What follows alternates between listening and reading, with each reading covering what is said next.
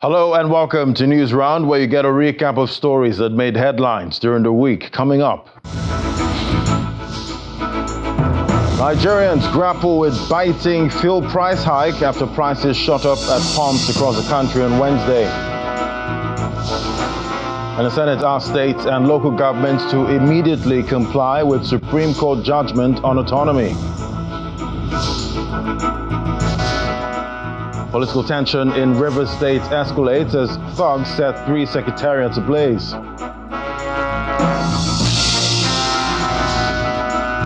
Plus, death, floods, destruction, and loss of power all trail Hurricane Milton as it pounds across the U.S. state of Florida.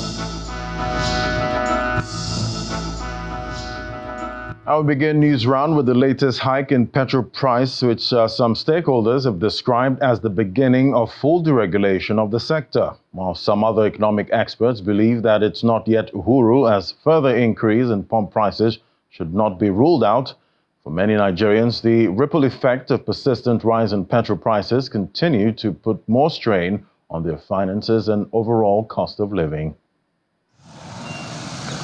No official statement from the Nigerian National Petroleum Company Limited, NNPCL, on the latest hike in petrol prices for different locations in Nigeria. But the queues and adjusted pump prices say it all.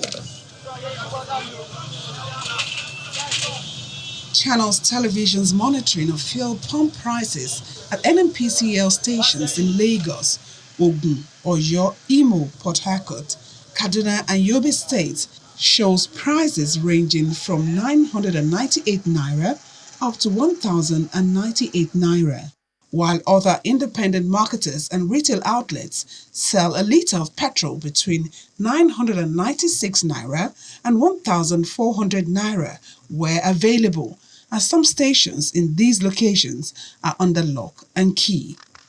Are they not feeling the pulse of the poor masses? From the time they started increasing this fuel, some people had packed their cars, some businesses had closed, we don't even have money to buy fuel, we don't have money to buy food.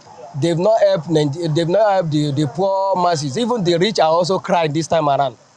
It's a very bad experience. So we appeal to the government to please have mercy on we Nigerians and we workers in Nigeria so that we can live a comfortable life. Transportation is what I do right now. Because of the fuel price, I go home with almost nothing. Because I am working and the whole money I am making goes to fuel. We cannot afford common basic necessity for we Nigeria, and we voted for them. For the Independent Petroleum Marketers Association of Nigeria, IPMAN, one of the factors behind fuel scarcity and long queues being experienced in some parts of the country is the alleged delay in the supply of PMS from NNPCL to its members and the discrepancies in prices. 1,010 in Lagos, 1,050 naira in Calabar, 1,045 naira in Port Harcourt, 1,040 naira in Warri. This NNPC, they are getting this product through Dangote at the rate of 898 naira per litre. And the same NNPC tell us to come and buy this product at the rate of 110 naira in Lagos. NNPCs should either load us the way we have paid before, or they should allow us to go to Dangote, source the product direct through him. On its part, the Petroleum Products Retail Outlet Owners Association of Nigeria, Petrol, is asking authorities at Dangote Refinery to communicate better on its fuel price. At this point in Dangote's campaign into Nigeria, retail outlet owners like us should be able to know this is how much Dangote is willing to sell to us. And we have kept that shrouded in secrecy up until now. NNPC came out and gave us a price template. That also did not tell us what is the exact price input from Dangote. Looking through the lens of an economist, Nigerians still have many rivers to cross before they arrive at the promised land. subsidies are not gone, subsidies are reduced. 2, the price is more reflective of market reality, determined by 1, the market price of oil, and also the price of petrol in the neighboring countries. Fourthly, the point is that the price of petrol is closer to the price of diesel now, which is a equally deregulated product. An increase in price is always a negative thing, but at times there's a perverse way of looking at it that there's silver lining behind every cloud. No doubt, it's really an economically trying time for most Nigerians. Many wonder when or if this burden will become lighter as they look towards the federal government, NNPCL and other critical stakeholders in the petroleum sector to frontally address the issues. Yomi Otaigbe, Channels Television News. And the Senate has asked states and local governments to immediately comply with the Supreme Court judgment, particularly relating to account of local government areas and the funds given directly to them. The Senate also resolved to take immediate steps to alter sections of the Constitution to give full autonomy to the local government administration in the country. These resolutions were announced after the chamber debated alleged attempts by some states to circumvent the July 11th ruling of the Supreme Court. At the commencement of plenary on the second legislative day of the week, lawmakers almost immediately became embroiled in a matter of urgent national importance raised by Senator Tony Nwoye. He alleged that states are tampering with local government funds through the instrumentality of the state houses of assembly. Few of these state governors or state governments continue to manipulate the state house of assembly to enact laws that require local governments upon receipt of this federal allocation from federation account to remit all or majority or substantial part of the allocation to a dedicated account. The atmosphere became chaotic as arguments and points of orders prevailed. Some lawmakers noted points of ambiguity in the law. There is urgent need to amend Section 7 of 1999 Constitution as amended to further guarantee the autonomy of local government. I believe discussing this issue will amount to overclouding it or overflowing the issue. This led to a number of senators approaching the president of the Senate. Eventually, the House resolves to dissolve into an executive session. Upon resumption, 2 resolutions are adopted. All tiers of government in the Federation should immediately comply with the recently pronounced judgments of the Supreme Court of Nigeria, particularly relating to local government accounts, and then the funds of local government going directly to the local governments for its utilization to improve the lot of Nigerians. And I assure you that the 10th Senate, working with our colleagues in the House of Representatives, will alter any aspect of our Constitution, amend any section of our laws to ensure full autonomy. In another motion raised by Senator Ireti Kingibe, the plight of the Nigerian girl child becomes the nodal point. She raises the urgent need for intervention by the federal government to save the future of Nigerian girls. Girl child marriages remains prevalent across Nigeria, with the northern zones showing alarming statistics. Convinced that the continued marginalization of the Nigerian girl child threatens the future development of the country. How well have we done in actually seeking support for their empowerment? The upper chamber then adopts resolutions on a motion which comes 2 days ahead of the International Day of the Girl Child, observed on October 11 every year. To declare a state of emergency on the protection and welfare of the girl child, to address the educational, health and safety needs of the young girls across the Federal Republic of Nigeria. Meanwhile, the Senate has agreed to issue a warrant of arrest to about 5 heads of agencies that have refused to comply with summons by the Committee on Ethics and Privileges to serve as a deterrence in the future to others. From the National Assembly, Gloria Umezuke, Channels Television News. And the upper chamber has also asked the federal government to increase budgetary allocation to federal universities in the 2025 budget to take care of the challenges in Nigerian universities. Lawmakers also resolved to mandate the relevant committee of the Senate to liaise with the ministers of finance, education, and other relevant ministries to immediately take steps to checkmate the increasing spate of brain drain in the country. This comes after a lawmaker, Senator Anthony Okorie, raised a motion, expressed worry over the poor remunerations and working conditions of Nigerian university lecturers, whose salaries remain the poorest in the world.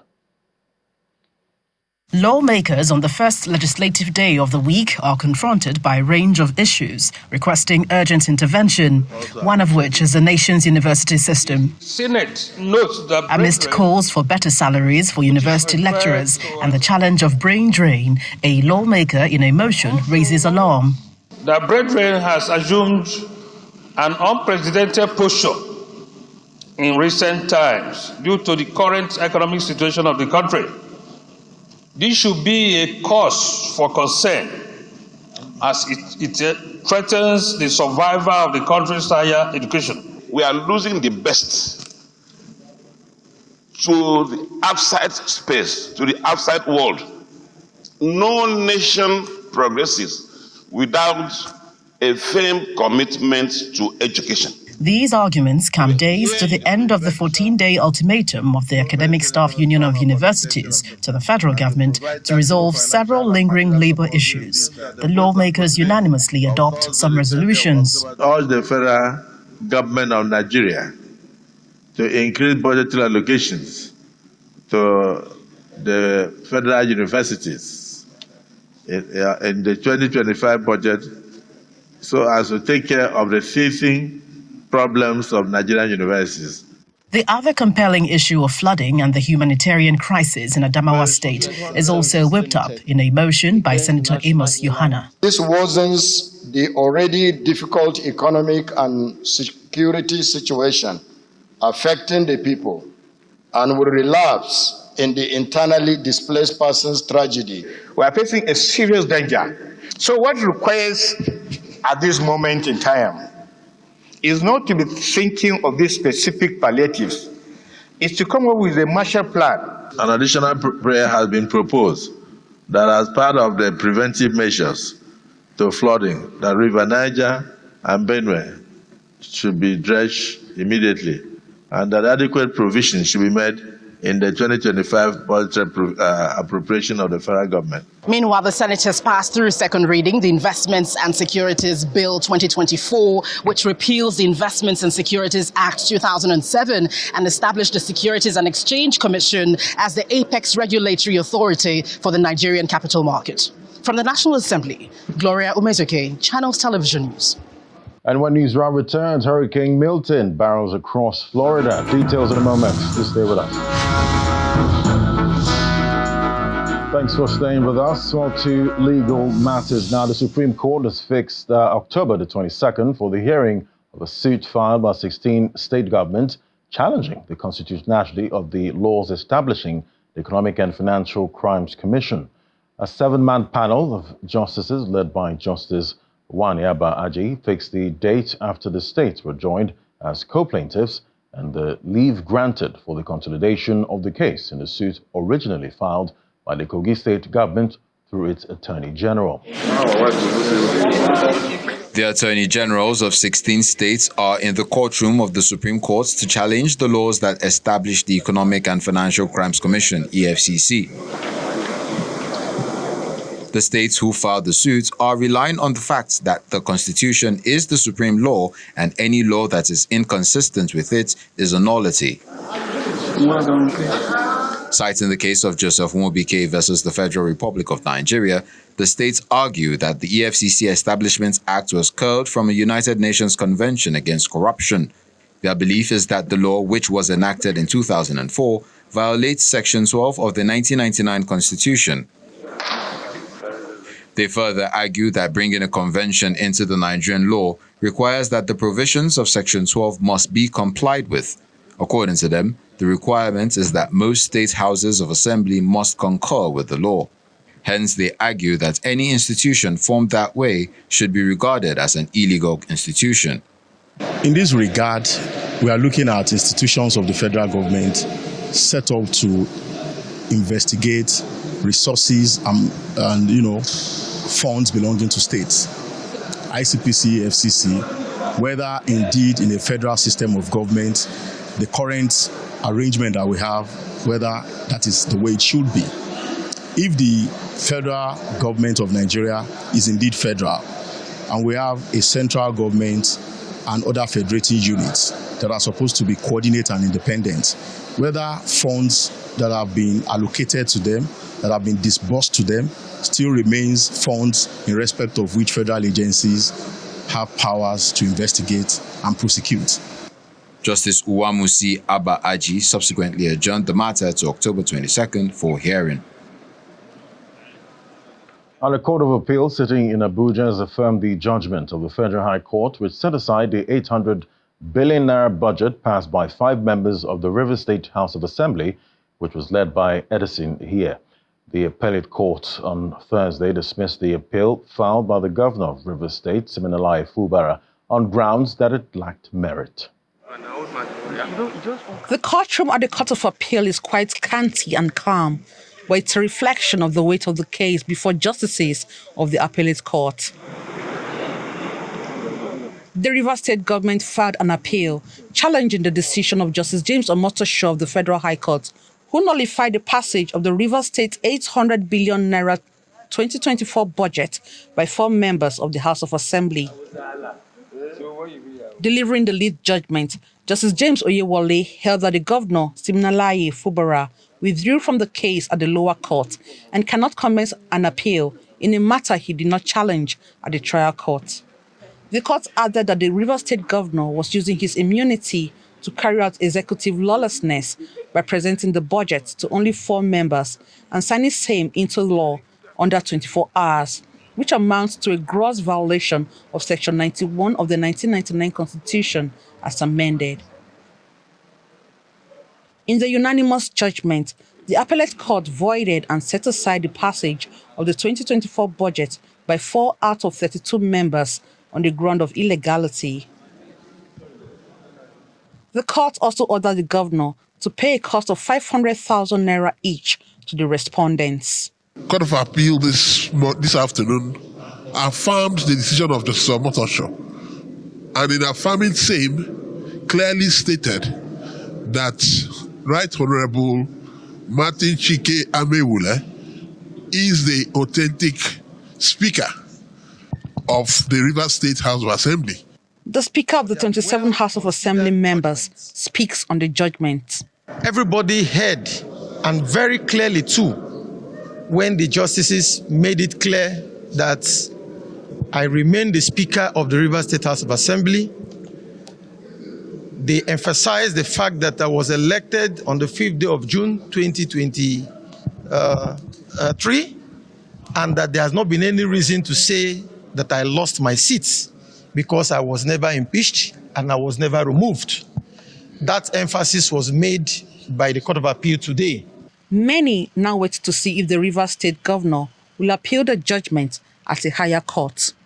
Emanuela Ekele, Channels Television News.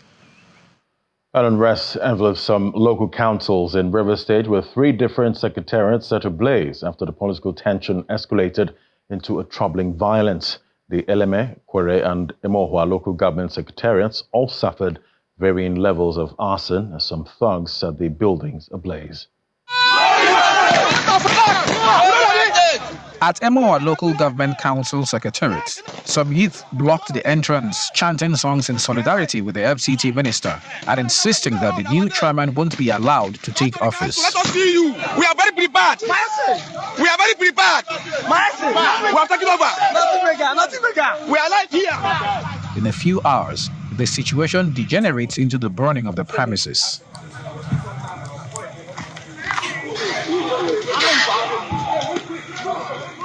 The story is the same at Ishopu, Council headquarters of Ikure local government, which is a brand new building. The administrative block is set ablaze as well.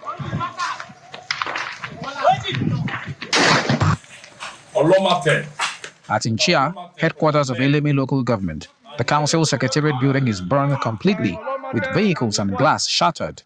The chairman blames his predecessor for the arson attack and says he has reported the incident to the police. Well, before today, yesterday night, we gathered intelligence reports that hoodlums want to set the secretariat ablaze. We communicated this intelligence to the various security agencies, but they took it for granted. Reaching here this morning to resume office, what we saw is not palatable. Hoodlums have set ablaze the secretariat of the local government council. A native of Eleme condemns the incident, urging the losers to be gracious in defeat and move on with their lives. Having sworn them in on Sunday, this morning we got a shocking report that about 2 local governments are on fire, and unfortunately one of them, the one at Ogale in Chia Element, happened to be my own local government. I want to say it's quite unfortunate. That was barbaric and that was primitive, and it shouldn't have been in this new digital age that will bring down the local government secretariat. And that shows that they should be described as enemies of the state. The police had earlier withdrawn their personnel from the various councils as ordered by the IGP, and this left the way clear for the new chairman to take office. Following the burnings, they are yet to release any statement on the situation. The spontaneous outbreak of unrest isn't restricted just to Eleme, Ikwere, and Emoha. There have been multiple reports of pockets of violence in Oyibo and Onelga as well. Residents will be hoping that these spats of violence are brought under control sooner than later. Charles Oporum, Channels Television News. Civil Defense.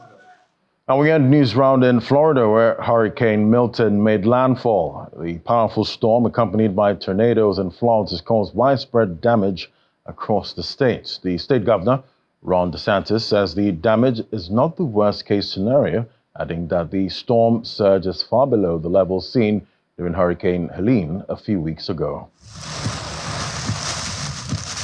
The moment Hurricane Milton unleashes its fury in Florida, whipping up deadly tornadoes, destroying homes with high winds, and causing widespread flooding.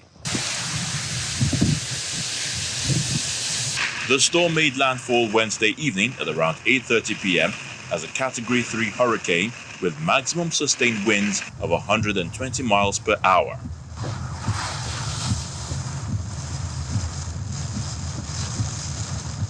Millions of homes and businesses are without power. In downtown St. Petersburg, a large crane under construction fell onto a neighboring building. Some are also without drinking water. At least 2 deaths were reported at the retirement community in Fort Pierce on the eastern coast of Florida, while at least 4 deaths have also been confirmed in St. Lucie County. Meanwhile, CCTV footage captures floodwater reaching the top of a restaurant staircase in the Florida city of Fort Myers.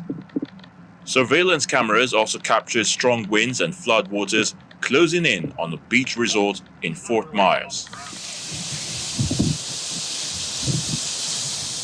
The devastating impact can also be seen on Florida's landmark stadium as intense winds forced open the roof of the facility.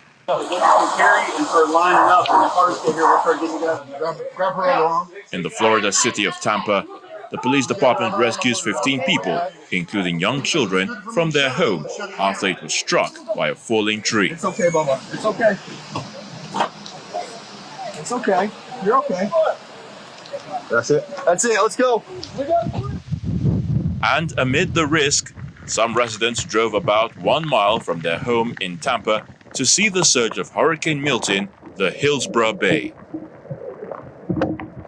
46-year-old Robert Russell describes the experience of witnessing Mother Nature as awesome. I was just trying to see if all the water is out of the bay. Usually when we get storms like this, all the water retreats out of the bay and you can just about walk across. And I just want to see what kind of conditions we were looking at today. You know, I'm absolutely don't want to risk my life, but you know, it's to a certain degree, it's awesome to see Mother Nature in this kind of, you know, with this kind of force. Storm Milton is now moving into the Atlantic Ocean, but hurricane-forced winds and rain are continuing. Authorities say the storm surges remain a concern both on the west and east coasts of Florida, and there could be even more tornadoes. And those were the top stories for the week. Thank you for watching. I'm Ladi Williams. Bye-bye.